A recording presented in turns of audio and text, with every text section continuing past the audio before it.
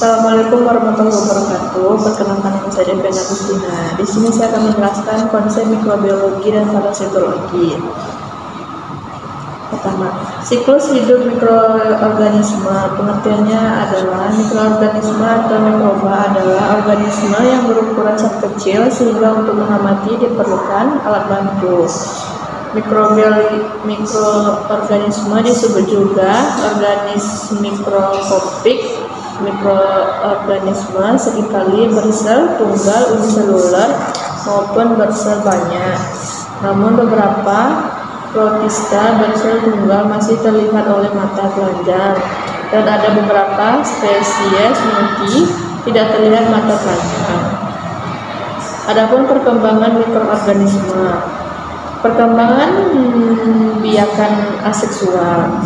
A. Pembelahan binary fission, atau yakni satu sel induk membelah menjadi dua sel anak. Kemudian masing-masing sel anak membentuk dua sel anak lagi dan seterusnya. Yang B. Pembelahan ganda atau multi fission, yaitu satu sel induk membelah menjadi lebih dari dua sel anak. C.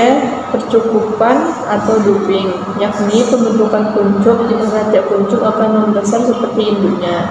Yang D.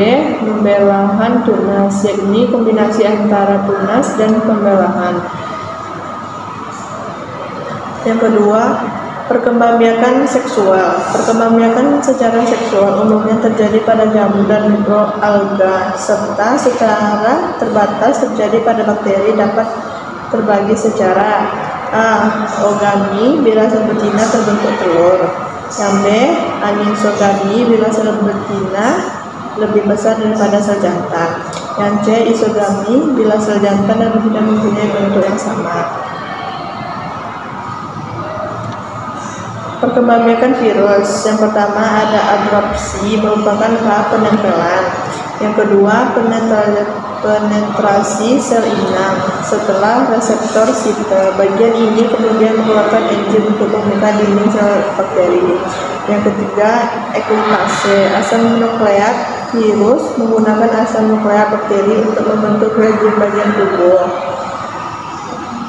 Adapun cara penularan, yang pertama bakteri, yaitu kontak. Kontak adalah rute utama penyebaran kuman. Yang kedua, penyebaran melalui udara. Penyebaran melalui udara terjadi hanya dalam jarak pendek. Yang C. Makanan dan air yang tercemar. Makanan yang tercemar cepat berfungsi sebagai kendaraan bagi bakteri. Yang D. Vektor serangga.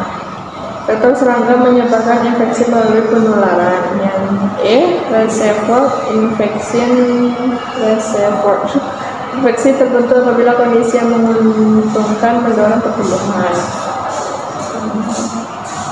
Jenis organisme parasit.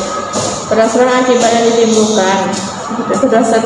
yang ditimbulkan, parasit dibedakan menjadi yang A. Parasitiasis adalah jika parasit belum mampu menimbulkan lesi atau jejas. Yang B. Parasitosis adalah jika parasit telah memenuhi sel jejas. Yang kedua ada berdasarkan lama hidup parasit pada herpes. Yang ketiga berdasarkan lama hidup berparasitnya. Yang keempat berdasarkan sifat keparasitannya. Siklus organisme parasit.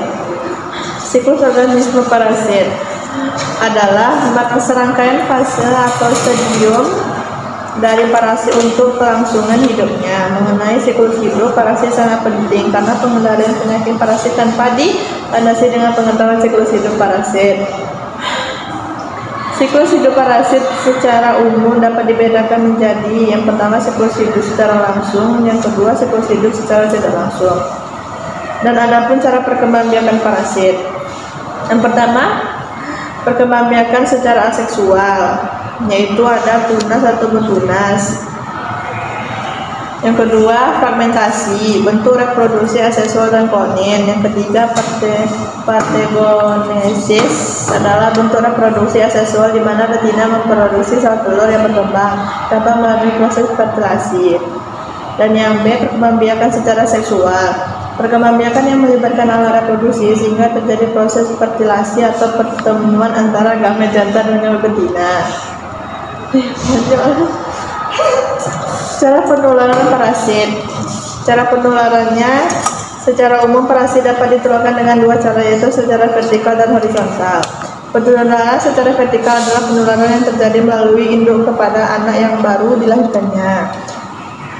Penularan secara horizontal adalah cara penularan yang umumnya terjadi antara individu yang satu dengan individu lainnya. Kontak langsung adalah penularan yang terjadi karena adanya kontak fisik antara dua individu atau lebih. Contohnya penularan kutu dan tungau. Kontak tidak langsung adalah penularan yang terjadi bukan karena terjadinya kontak fisik antara individu, melainkan karena sarana lain seperti cacing gelang, cacing hati, cacing kremi.